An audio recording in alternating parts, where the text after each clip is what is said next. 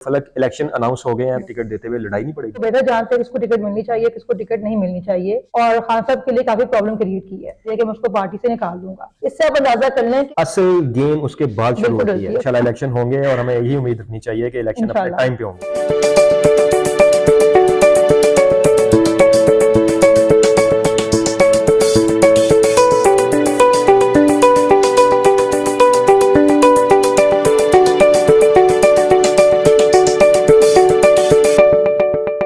अस्सलाम वालेकुम, मैं हूं जाहिद और आप देख रहे हैं बैठक। आज हमारे साथ मौजूद हैं फलक जावेद खान। फलक, बहुत शुक्रिया। अस्सलाम वालेकुम। वालेकुम अस्सलाम।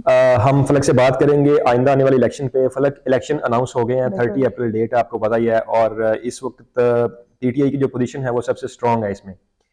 आप ये बताइए कि इलेक्शन डे पे और इलेक्शन की तरफ जाते हुए टिकट्स अनाउंस होंगे ऑब्वियसली, और पीटीआई की टिकट हाईली इन डिमांड है। बहुत सारे लोग चाह रहे होंगे कि मैं पीटीआई की टिकट पे इलेक्शन लड़ूं। तो इस सूरत के अंदर मल्टीपल जब कैंडिडेट्स होंगे तो उनको खान साहब कैसे हैंडल करेंगे? टिकट देते हुए लड़ाई नहीं पड़ेगी? देखिए, लड़ाई तो पड़ेगी, लेकिन अवाम को चाहिए कि जिसको खान साहब टिकट दें तो उसको सपोर्ट करें, बाकी जो भी खड़ा होता है उसको बिल्कुल रिजेक्ट कर दें।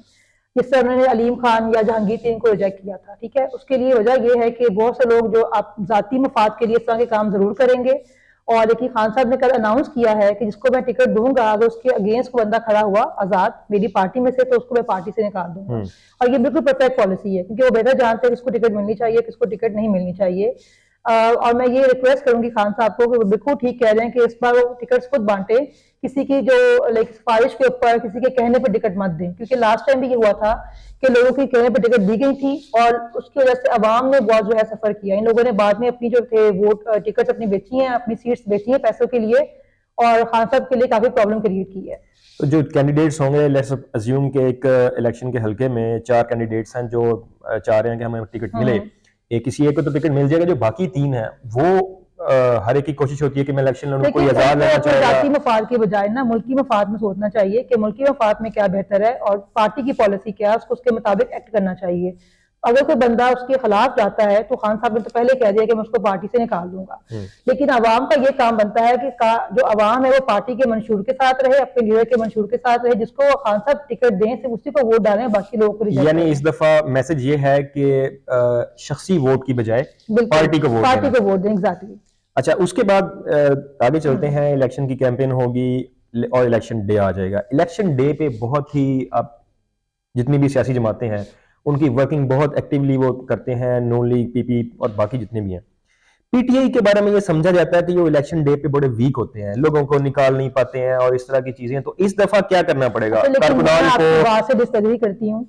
जितने मैंने बाई इलेक्शन देखे हैं पंजाब में, उसके बाद पीटीआई का वोटर इतना एक्टिव था कि आप इमेजिन नहीं कर सकते। स्पेशली खवातीन, लोग कहते हैं कि वोटर डे पे खवातीन को निकालना, ट्रांसपोर्ट समझ आती है, लोग ट्रांसपोर्ट वगैरह देते हैं, प्रोवाइड करते हैं, वोटर लिस्ट वगैरह करनी होती है, खवातीन को निकालना है काम होता है, खाने बना रही होती है, बच्चों में मसरूफ होती है नॉन। लेकिन इस बार ना खवातीनों ने मर्दों से ज्यादा शिरकत की है इलेक्शन के अंदर।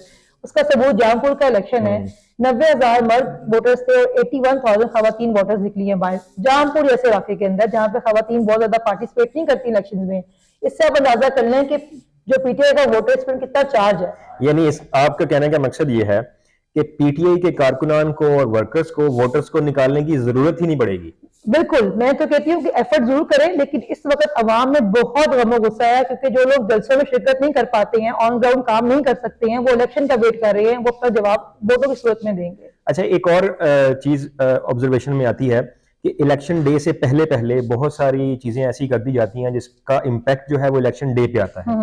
वोटर लिस्टें चेंज हो जाती हैं, किसी का वोट एक हल्के से शिफ्ट होकर दूसरे हल्के में चला जाता है। तो क्या पीटीआई के कारकुनान को, वर्कर्स को, स्पेशली जो कैंडिडेट हैं अपने अपने हल्के में, क्या उनको इसके ऊपर फोकस करने की जरूरत नहीं है? इसके लिए टीम्स बनाने की जरूरत है। वोटर लिस्ट को पूरी तरह देखें कि कितने लोग जो हैं वो वफात पा चुके हैं, उनका इंदराज नाजरा के अंदर हो चुका है या नहीं हुआ। उसके पीछे रीजन ये है कि ये लोग क्या करते हैं, ठप्पा सिस्टम है यही ना, कि जो बड़े हुए लोग हैं जो वोटर वोट कास्ट करने के लिए नहीं आते, उनकी तरफ से खुद ही वोट कास्ट कर दिया जाता है। तो उसके लिए बहुत जरूरी है कि पोलिंग एजेंट्स की प्रॉपर ट्रेनिंग की जाए, और उससे पहले जो पोलिंग जो ये वोटर लिस्ट होती है उसका पूरा ध्यान रखा जाए कि इसमें कितने लोग का इंदराज हो चुका है, इसमें कितने लोग जो है वो पाकिस्तान में है, कितने पाकिस्तान से बाहर है, कितने लोग जो है वो वोट कास्ट करने आ रहे हैं नहीं, इसका बहुत ध्यान रखना पड़ेगा।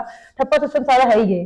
तभी तो ईवीएम से भागते हैं। यानी तमाम वोटर्स की जो डिटेल्स हैं हाँ जी। उनको काउंटर चेक किया जाए कि बिल्कुल कितने करना चाहिए, वोटर्स हैं वो बिल्कुल। विलिंग है अभी इनके देखिए जो मौजूद। बाई इलेक्शन हुए हैं उसमें ये बहुत मसला आया था, क्योंकि मैं ऑन ग्राउंड मौजूद थी वहां पे, कि एक ही फैमिली में 2 लोगों के वोट वहां पे थे और 8 लोगों के वोट थे ही नहीं, उन्होंने हल्का ही चेंज कर दिया हुआ था, तो ताकि लोगों को तंग करने के लिए कि 2 लोग यहाँ वोट डालने आए, 2 लोग किसी हल्के में जा रहे हैं वोट डालने के लिए, जहाँ पे पीटीआई की स्ट्रेंथ थी, जहाँ पीटीआई जीती हुई थी इलेक्शन 2018 में बहुत ज्यादा अक्सरियत के साथ, वहां पे उन्होंने ज्यादा अफेक्ट किया, जहाँ पे यूथ की तादाद ज्यादा है वहां पे उन्होंने रद्दोबदल किया है लिस्ट के अंदर। तो ये काम जो है ना ये पहले से करने की जरूरत है, और इसमें जो कैंडिडेट खड़ा होगा उसको भी अपनी एक टीम तैयार करनी चाहिए वॉलंटियर्स की, मतलब जो आए और देखें, जिसको नजर रखें कि आपने वोटर्स में वोटिंग में क्या रद्दोबदल की है।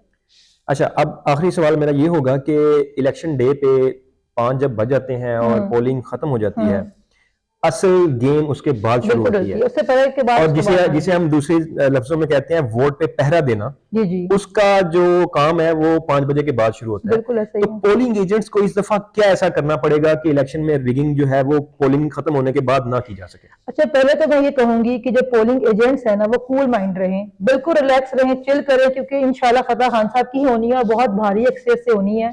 और उसके बाद होगा क्या कि ये आपको उकसाएंगे, आपको लड़वाएंगे, क्योंकि ये पुरतशद्दुद सियासत करते हैं, इनको शौक है, जब ये हारता हुआ देखते हैं खुद को तभी ये मार धार पे आ जाते हैं।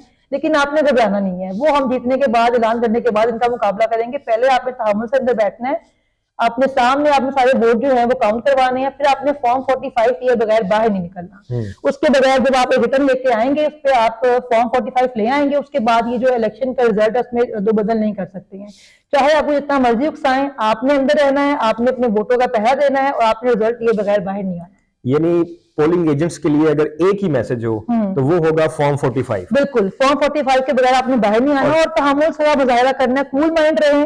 ये हार देख के अपनी लाजमी फसाद करेंगे और तंग करेंगे आपको, लेकिन आपने जो भी करना होगा फॉर्म 45 लेने के बाद करना। फॉर्म 45 खाली नहीं लेके निकलना।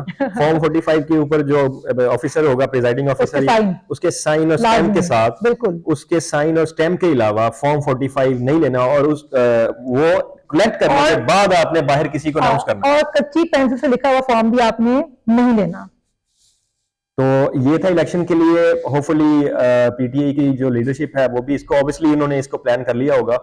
तो लेट्स होप कि इलेक्शन जो है वो पुरअमन तरीके से हो जाते हैं। पहले मसला तो ये है कि इलेक्शंस हो जाएं। मैं ये कह रहा हूँ कि लेट्स होप कि इलेक्शन पुरअमन तरीके से हो जाए और कोई खून खराबा ना हो, कोई लड़ाई ना हो। इलेक्शन करवाने के मूड में नहीं है ना, ये तो हम इलेक्शन अनाउंस होने के बाद जब इलेक्शन बाकी होंगे तब की बात कर रहे हैं। फिलहाल तो अब ये सोच रहे हैं कि इलेक्शन होंगे भी या नहीं।